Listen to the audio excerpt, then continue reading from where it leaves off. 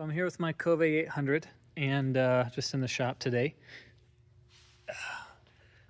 Did not see anybody do like a walkthrough of the full menus on YouTube, so I'm going to go ahead and do that.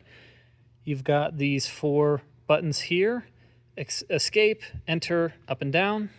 So pressing up and down will scroll through the menus, or sorry, scroll through your trip information, and you can actually configure what gets pulled up on this display.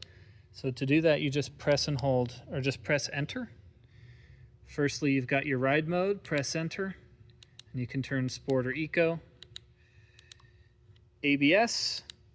So open all means ABS is on. Close rear, you can turn off the rear ABS, so you can play in the dirt, lock up the rear wheel.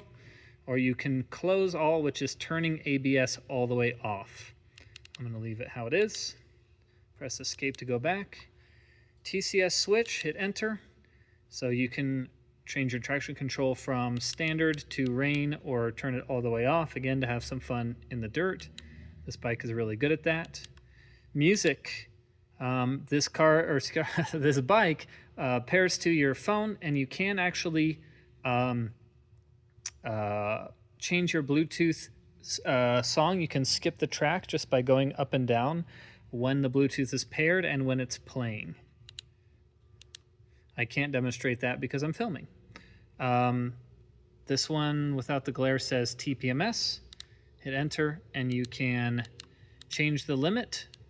So set where the alarm is going to be in terms of temperature and pressure. I'm actually going to adjust mine because the front wheel was left a little bit lower. Rear wheel, same thing. You can see the upper and lower and temperature warning limits. And then the TPMS MAC address. The way that this bike connects to its TPMS sensors is through Wi-Fi. So you can also actually connect through your phone on Wi-Fi if you want to. All right, so now trip data settings. So this notably does not reset the trip. All it does is show which of these information is displayed on your dashboard. I actually don't remember what VCCO is voltage output from your alternator, I believe. Front and rear tire pressure, front and rear tire temperature, and then elevation. My elevation doesn't work. I don't know if that's because it has to have your GPS connected to it via Bluetooth. But I'm going to go ahead and turn that off. Is there anything else I want to turn off in here? Yeah, I turned off max speed. I don't need to know that.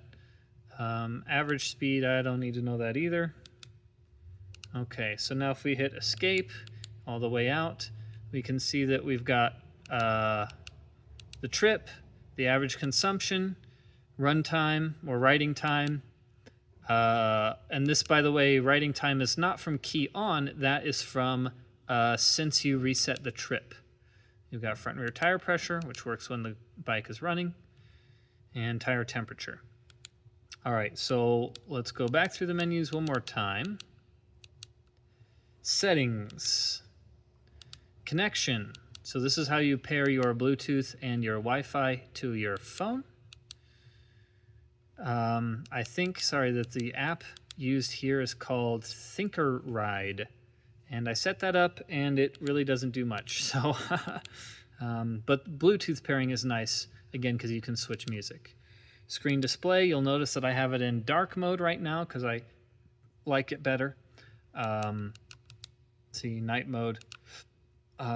If I were to do this, then you've got daytime mode, but to me that looks less cool and more like eye fatigue, so I prefer night. And then you can leave the brightness in auto still, so even though it's locked into the night mode, it's not, it does still adjust with brightness based on how dark it is outside. I think the sensor's right here, yep. So if I cover the sensor, you see that it actually darkened just then. So that's good. The ability to be able to make the screen dark but leave the brightness in automatic is really nice. Headlight mode, you've got always on headlights versus manual headlights. Time and date, self-explanatory, and then language, and then resetting all of your maintenance intervals.